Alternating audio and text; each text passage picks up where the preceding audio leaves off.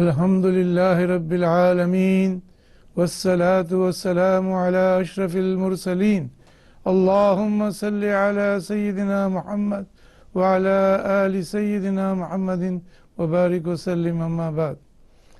آج ہم سب حضور اکرم صلی اللہ علیہ وسلم کی ولادت باسعادت کے موقع پر دور درشن سے آپ کے بارے میں ہم عرض کر رہے ہیں۔ یہ دن بہت ہی امپورٹنٹ دن ہے جس میں سرکار دو عالم صلی اللہ علیہ وسلم اس دنیا میں تشریف فرما ہوئے۔ حضور اکرم صلی اللہ علیہ وسلم کے اس دنیا میں آنے سے پہلے ہی حضور اکرم صلی اللہ علیہ وسلم اپنی والدہ کے پیٹ میں 2 ماہ کے تھے کہ ان کے والد محترم کا انتقال ہو جاتا ہے۔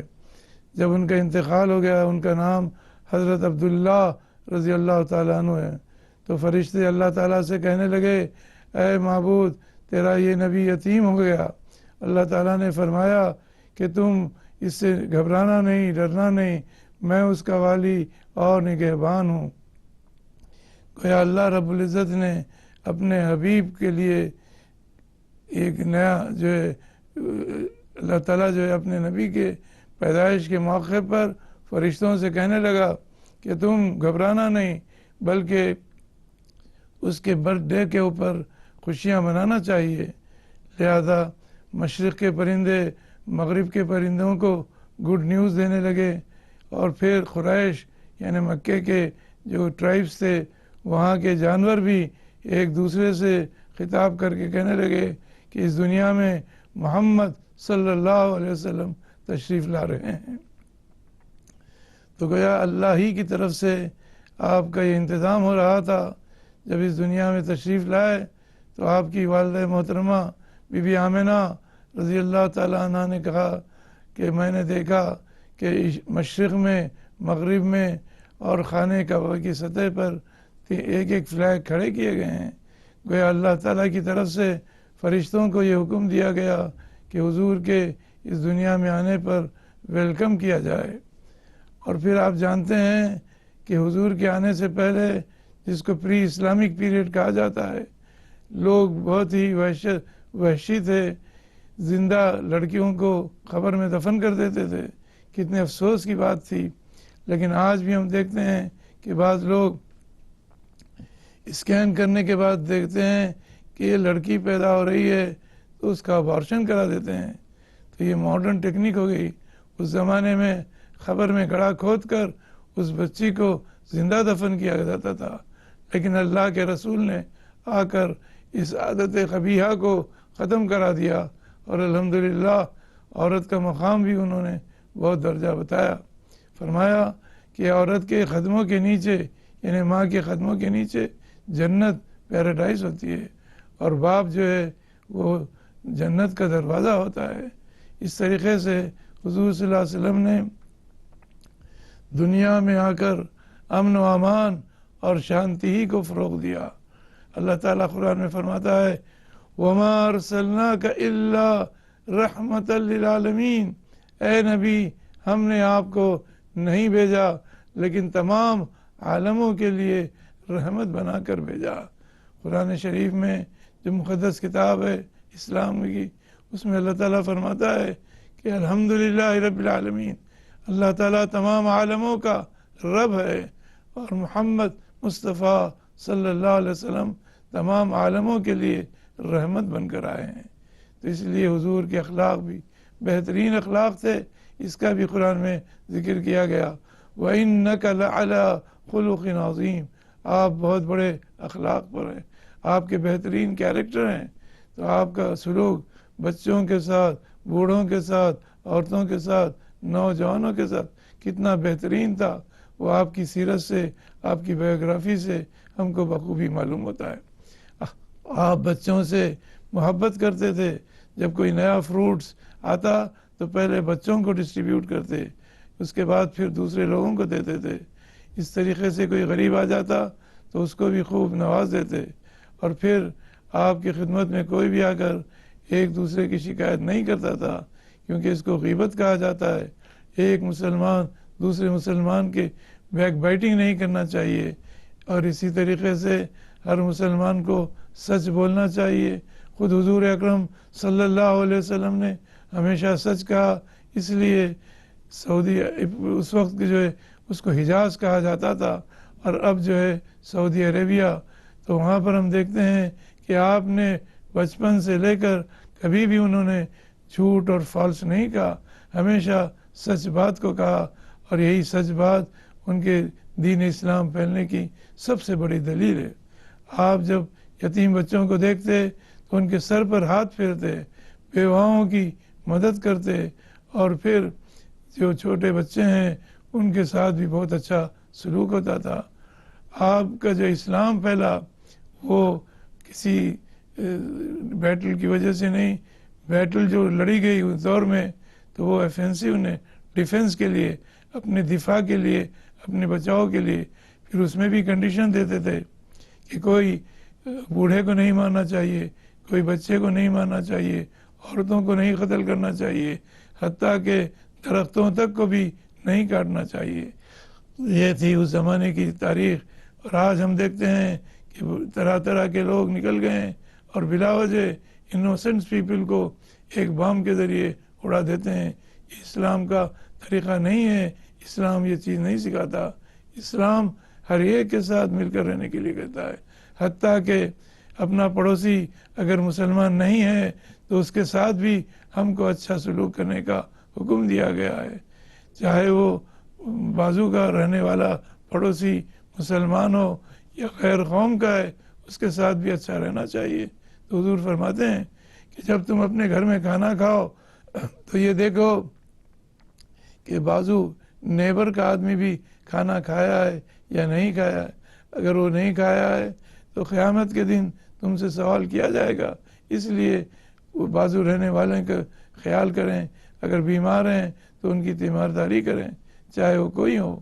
تو یہ اسلام کے کیریکٹرز ہیں. حضور صلی اللہ علیہ وسلم نے پریکٹیکل طور سے بتا دیا. آج لوگ باتیں کرتے ہیں لیکن پریکٹس نہیں کرتے.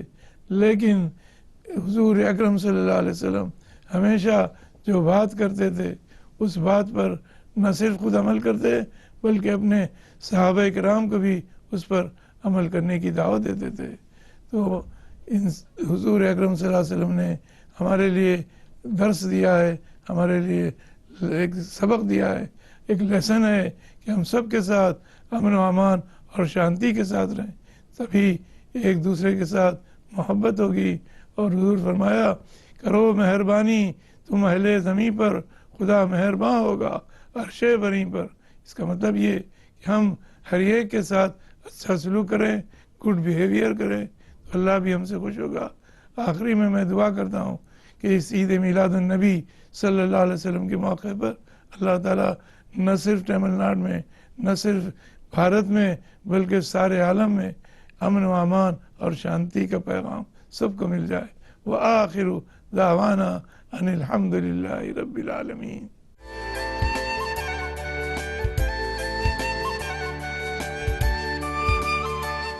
السلام علیکم ورحمۃ اللہ وبرکاتہ. الحمدللہ رب العالمین والعاقبۃ للمتقین والصلاۃ والسلام علی سید الانبیاء والمرسلین وعلی آلہ وصحبہ اجمعین. அன்பார்ந்த பொதிகை தொலைக்காட்சி நேயர்களே, நம் அனைவர் மீதும் எல்லாம் வல்ல இறைவனுடைய சாந்தியும் சமாதானமும் என்றும் நிலவட்டுமாக. இறைவனின் திருத்தூதர் நபிகள் நாயகம் அவர்கள் பிறந்த தினம் உலகம் முழுக்க வாழுகின்ற மக்கள் அனைவராலும் கடைபிடிக்கப்படுகிறது. நபிகள் நாயகம் அவர்கள் கிபி 570 ஆண்டு இந்த உலகத்தில் பிறந்தார்கள். 632வது ஆண்டில் தம்முடைய 63வது வயதில் இந்த உலகத்தை விட்டும் அவர்கள் மறைந்தார்கள். தம்முடைய 40வது வயதில் அவர்கள் இறை தூதராக இறைவனால் அறிவிக்கப்பட்டார்கள். ஒரு தனிநபராக சமுதாயத்தின் ஒரு அங்கமாக அவர்கள் வாழ்ந்த வாழ்க்கை 40 ஆண்டு காலம். ஒரு இறை தூதராக அவர்கள் வாழ்ந்த வாழ்க்கை ஒரு 23 ஆண்டு காலம். ஆக மொத்தம் 63 ஆண்டு காலம் இந்த உலகத்தில் நபிகள் நாயகம் அவர்கள் வாழ்ந்து மறைந்து விட்டார்கள். பிறப்பும் இறப்பும் அற்றவன் இறைவன் ஒருவனே.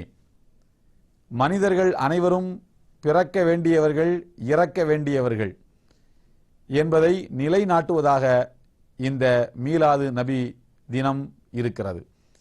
ஏனென்றால் நபிகள் நாயகம் அவர்கள் இறைவன் அல்ல, இறைவனுடைய திருத்தூதர். தம்மை மக்களெல்லாம் இறைவனுக்கு இணையாக எப்போதெல்லாம் நினைக்க தொடங்கினார்களோ அந்த நேரத்திலெல்லாம் நபிகள் நாயகம் அவர்கள் உடனடியாக குறுக்கிட்டு, நான் இறைவன் அல்ல, உங்களை போன்ற ஒரு மனிதன், ஓர் இறை தூதர் என்கிற தத்துவத்தை அடிக்கடி அந்த மக்களுக்கு நினைவூட்டி கொண்டே இருந்தார்கள். ஒரு முறை பாருங்கள், வரலாற்றில் ஒரு செய்தி. நபிகள் நாயகம் அவர்களை சந்திப்பதற்காக ஒரு மனிதர் அவருடைய ஊருக்கு மதீனாவுக்கு வந்திருந்தார். அவரை பற்றி நபி தோழர்களெல்லாம் பேசிக்கொண்டார்கள். இவர் ஒரு சிறந்த பேச்சாளர், நாவன்மை மிக்கவர், எழுந்து நின்று பேச ஆரம்பித்தால் மக்களெல்லாம் அமர்ந்து கேட்பார்கள். அப்படிப்பட்ட சொல் திறமையும் நாவன்மையும் மிக்கவர் இவர் என்றவரை பற்றி சொன்னார்கள். அப்படியென்றால் நீங்கள் சற்று நேரம் மக்களுக்கு உரையாற்றலாமே என்று நபிகள் நாயகம் அவர்கள் அவரை கேட்டுக்கொண்டார்கள். அவர் உடனே எழுந்தார். எழுந்து இறைவனையும் இறைவனுடைய திருத்தூதர் நபிகள் நாயகம் அவர்களையும் புகழும் நோக்கில் சில வார்த்தைகளை சொன்னார். அவர் சொன்ன வார்த்தைகள் என்னவென்றால், யார் இறைவனுக்கும் அவனுடைய திருத்தூதருக்கும் கட்டுப்பட்டாரோ அவர் நேர்வழி பெற்று விட்டார். யார் அவ்விருவருக்கும் மாறு செய்தாரோ அவர் தனக்குத்தானே தீங்கிழைத்துக் கொண்டார், அவர் தவறான வழிக்கு போய் சேர்ந்து விட்டார் என்று தன்னுடைய உரையை அவர் தொடங்கினார். இந்த வார்த்தைகளை சொல்லி முன்னால் அமர்ந்து கேட்டுக்கொண்டிருந்த மக்களெல்லாம் அவருடைய சொற்களில் இருக்கக்கூடிய தத்துவத்தை விளங்கி மிக அருமையாக பேசுகிறார் என்று எண்ணிக்கொண்டிருந்த நேரத்தில் நபிகள் நாயகம் அவர்கள் குறுக்கிட்டார்கள். குறுக்கிட்டு சொன்னார்கள், அன்பரே தோழரே, நீங்கள் ஒரு மோசமான உபதேசத்தை மக்களுக்கு சொல்லிவிட்டீர்கள் என்றார்கள். அந்த உரையை நிகழ்த்தி கொண்டிருந்த மனிதர் ஆச்சரியப்பட்டார். அவருக்கு கொஞ்சம் அதிர்ச்சியாகவும் இருந்தது. நாம் என்ன தவறாக சொல்லிவிட்டோம்? யார் இறைவனுக்கும் அவனுடைய திருத்துதருக்கும் கட்டுப்பட்டாரோ அவர் நேர்வழி பெற்று விட்டார், சரியாகத்தான் சொல்லியிருக்கிறோம். யார் அவ்விருவருக்கும் மாறு செய்தாரோ அவர் தனக்குத்தானே தீங்கிழைத்துக் கொண்டார், தவறான பாதைக்கு போய்விட்டார், சரியாகத்தானே சொல்லியிருக்கிறோம். இப்போது என்ன நபிகள் நாயகம் அவர்கள் நீங்கள் ஒரு மோசமான உபதேசத்தை செய்துவிட்டீர்கள் என்று சொல்கிறார்களே என்று பதறிப்போய் கேட்டார். எல்லாம் வல்ல இறைவனின் திருத்தூதரே, நான் செய்த பிழை என்ன, என்னுடைய சொல்லில் என்ன பிழையை நீங்கள் கண்டீர்கள் என்று கேட்டார். நபிகள் நாயகம் அவர்கள் சொன்னார்கள், என்ன சொன்னீர்? யார் இறைவனுக்கும் அவனுடைய திருத்தூதருக்கும் கட்டுப்பட்டாரோ அவர் நேர்வழி பெற்று விட்டார் என்று சொன்னீர். சரியான வார்த்தை, ஒன்றும் பிழை இல்லை. அடுத்த வார்த்தை என்ன சொன்னீர்? யார் அவ்விருவருக்கும் மாறு செய்தாரோ அவர் தனக்குத்தானே தீங்கிழைத்துக் கொண்டார், தவறான வழிக்கு போய் சேர்ந்து விட்டார் என்று சொன்னீர் அல்லவா, அதில் தான் பிழை உள்ளது என்றார்கள். அவர் மறுபடியும் கேட்டார், இதில் என்ன பிழை இருக்கிறது? உங்களுக்கும் இறைவனுடைய திருத்தூதரான உங்களுக்கும் இறைவனுக்கும் மாறு செய்தவர் தவறான வழிக்குத்தானே செல்கிறார் என்று கேட்டார். அப்போது நபிகள் நாயகம் அவர்கள் சொன்னார்கள், நீ முதல் வார்த்தையில் இறைவனுக்கும் அவனுடைய திருத்தூதருக்கும் கட்டுப்பட்டவர் நேர்வழி பெற்றார் என்று என்னையும் இறைவனையும் தனித்தனி வார்த்தைகளால் சொன்னீர். அடுத்த வாக்கியத்தில் யார் அவ்விருவருக்கும் என்று என்னையும் இறைவனையும் ஒரே வார்த்தையில் சேர்த்து சொன்னீர். அந்த இருவருக்கும் அவ்விருவருக்கும் மாறு செய்தவர் என்று சொன்னீர். நீர் வார்த்தையில் கூட என்னையும் இறைவனையும் ஒரே வார்த்தையால் சொல்லக்கூடாது. மாறாக நீர் என்ன சொல்லியிருக்க வேண்டும் என்றால், யார் இறைவனுக்கும் அவனுடைய திருத்தூதருக்கும் மாறு செய்தாரோ அவர் தவறான வழிக்கு போய் சேர்ந்து விட்டார் என்று என்னையும் இறைவனையும் தனித்தனியாக பிரித்துத்தான் சொல்ல வேண்டும். வார்த்தையில் கூட இறைவனுக்கு இணையாக என்னை கொண்டு போய் சேர்ப்பதை நான் விரும்பவில்லை என்று நபிகள் நாயகம் அவர்கள் சொன்னார்கள். அன்புக்குரியவர்களே, ஒரு நிமிடம் எண்ணி பாருங்கள், எவ்வளவு கவனமாக இருந்தார்கள். தன்னை இறைவனாக்கும் முயற்சியை முளையிலேயே கிள்ளி எறிந்தார் நபிகள் நாயகம் அவர்கள். ஒரு சந்தர்ப்பத்தில் அவர்கள் வாழ்ந்து கொண்டிருந்த மதீனா நகரத்தில் சூரிய கிரகணம் ஏற்பட்டது. அதற்கு முதல் நாள் நபிகள் நாயகத்தினுடைய மகன் இப்ராஹிம் என்பவர், அவர் பாலகராக இருக்கும் நேரத்தில் 2 வயது கூட பூர்த்தியாகாத அந்த குழந்தை கை குழந்தையாக இருந்தபோது நபிகள் நாயகத்துடைய மகன் இப்ராஹிம் அவருடைய பெயர் இறந்து போய்விட்டார். மகன் இறந்த மறுநாள் சூரியன் கிரகணம் பிடித்தது. அப்போது நபிகள் நாயகத்தினுடைய தோழர்கள் எல்லாம் பேசிக்கொண்டார்கள், நேற்று நபிகள் நாயகத்தினுடைய மகன் இறந்ததற்காக இன்று சூரியனே துக்கம் கடைபிடிக்கின்றது, அதனால்தான் அது தன் ஒளியை குறைத்து கொண்டது என்று சொன்னார்கள். இது நபிகள் நாயகம் அவருடைய காதுகளிலே விழுந்தது. உடனே பள்ளிவாசலில் இருந்த மேடையிலே ஏறினார்கள். ஏறி சொன்னார்கள், தோழர்களே, உங்களில் சிலர் இப்படி பேசிக் கொண்டிருக்கிறீர்கள். என்னுடைய மகன் நேற்று இறந்ததற்காக இன்றைக்கு சூரியன் கிரகணம் பிடித்து தன் துக்கத்தை வெளிக்காட்டிக் கொண்டிருக்கிறது என்று நீங்கள் சொல்லிக் கொண்டிருக்கிறீர்கள். உண்மை அதுவல்ல, உண்மை அது கிடையாது. இன்ன ஷம்ஸ வல் கமர ஆயத்தானி மின் ஆயாத்தில்லாஹ் லா யன்ஹஸிஃபானி லிமௌத்தி அஹதின் வலா லிஹயாத்தி. சூரியனும் சந்திரனும் இறைவனுடைய சான்றுகள். இறைவன் ஒருவன் இருக்கிறான் என்பதை நிரூபிக்கக்கூடிய சான்றுகளாக சூரியனும் சந்திரனும் இயங்கிக் கொண்டிருக்கிறது. அது யாருடைய மரணத்துக்காகவோ யாருடைய ஜனனத்துக்காகவோ கிரகணம் பிடிப்பதில்லை என்று சொன்னார்கள். ஒரு நிமிடம் நாம் எண்ணி பார்க்க வேண்டும். மக்களை அறியாமையில் வைத்து அதன் மேல் ஆசனம் போட்டு அமர்ந்து தன்னை தலைவனாக நிறுவிக்கொள்ளக்கூடிய தலைவர்கள் வாழுகிற காலத்தில் நபிகள் நாயகம் அவர்கள் என்ன சொன்னார்கள் என்றால், யாருடைய மரணத்துக்காகவும் யாருடைய ஜனனத்துக்காகவும் இயற்கையில் ஏற்படக்கூடிய மாற்றங்களை நீங்கள் கொண்டு போய் சேர்க்காதீர்கள் என்று சொன்னார். அது வேறு, இது வேறு. வானலோகத்தில் ஏற்படுகிற மாற்றத்துக்கு பூமியில் எந்த தொடர்பும் இல்லை என்று தன்னுடைய குடும்பத்தை பிணைத்து ஒரு அதிசய சக்தியாக தன்னை காட்டக்கூடிய அந்த முயற்சியை நபிகள் நாயகம் அவர்கள் நபித்தோழர்களிடமிருந்து அகற்றினார்கள். இப்படியெல்லாம் மக்களால் உயர்ந்த இடத்தில் வைத்து பாராட்டப்பட்ட நபிகள் நாயகம் அவர்கள் அனைவருக்கும் நீதி செலுத்த வேண்டும் என்று நினைத்தார்கள். தன் மீது மக்கள் வைத்திருக்கக்கூடிய அன்பையும் நேசத்தையும் பயன்படுத்தி நீதி பிறழ்ந்து எப்படி வேண்டுமானாலும் வாழலாம், நாம் ஒரு மன்னர், நாம் ஒரு அதிபர் என்கிற ஒரு வாழ்க்கை நபிகள் நாயகம் அவர்கள் வாழ முற்படவில்லை. அவர்கள் இந்த உலகத்தை விட்டு மறைந்த நேரத்தில் அவர்களுடைய சொத்து எவ்வளவு தெரியுமா? அவர்கள் திங்கட்கிழமை இந்த உலகத்தை விட்டு மறைந்தார்கள். பிறந்ததும் திங்கட்கிழமை, இறந்ததும் திங்கட்கிழமை. பிறந்ததும் ரபியுல் அவ்வல் பிறை 12, இறந்ததும் ரபியுல் அவ்வல் பிறை 12. ஒரே நாள் திங்கட்கிழமையிலே பிறந்து திங்கட்கிழமையில் அவர்கள் இந்த மண்ணுலகத்தை விட்டு மறைந்தார்கள். சனிக்கிழமை அவர்கள் மயக்கமும் தெளிவுமாக வியாதியில் அவதிப்பட்டு கிடந்த நேரத்தில் திடீரென்று மயக்கத்தில் இருந்து விழித்தெழுந்தார்கள். தம்முடைய மனைவி அன்னை ஆயிஷா அவர்களை அழைத்தார்கள். ஆயிஷா, என்னுடைய இல்லத்தில் இதோ ஒரு குறிப்பிட்ட இடத்தை காட்டி அந்த இடத்தில் 8 பொற்காசுகளை நான் வைத்திருந்தேன் குடும்ப செலவுகளுக்காக, அதை எடுத்து கொண்டு வா என்றார்கள். அவருடைய மனைவி கொண்டு வந்து கையிலே கொடுத்தார்கள். அந்த காசுகளை உள்ளங்கையில் உருட்டி உருட்டி பார்த்தார்கள். இந்த 8 பொற்காசுகளும் என் இல்லத்தில் சேமிப்பாக இருக்கும் நிலையில் நான் இறந்து இறைவனை சென்று சந்தித்தால் இறைவன் என்னை பற்றி என்ன நினைப்பான் என்று கேட்டார்கள். கேட்டுவிட்டு ஏழைகளுக்கெல்லாம் பகிர்ந்தளித்து விடு என்று சொன்னார்கள். இந்த உலகத்தை விட்டு மறைந்த போது அவர்களுக்கு இருந்த சொத்து ஒரே ஒரு கோவேறு கழுதை, அவர்கள் பயணம் செய்வதற்காக வைத்திருந்த ஒரு கோவேறு கழுதை. அரபுலகத்தினுடைய அசைக்க முடியாத ஒரு சக்கரவர்த்தியாக திகழ்ந்த நபிகள் நாயகத்தினுடைய இறுதி காலம் இப்படித்தான் இருந்தது. அவருடைய போர் கவசம் ஒன்று ஒரு யூத சமுதாயத்தை சார்ந்த ஒரு வியாபாரி இடத்தில் 30 மரக்கால் கோதுமைக்காக அடமானம் வைக்கப்பட்டிருந்தது. நபிகள் நாயகம் அடமானம் வைத்து 30 மரக்கால் கோதுமையை பெற்றிருந்தார்கள். கோதுமையை திரும்பி கொடுத்து அந்த போர் கவசத்தை மீட்காமலேயே இந்த உலகத்தை விட்டு மறைந்து விட்டார்கள்.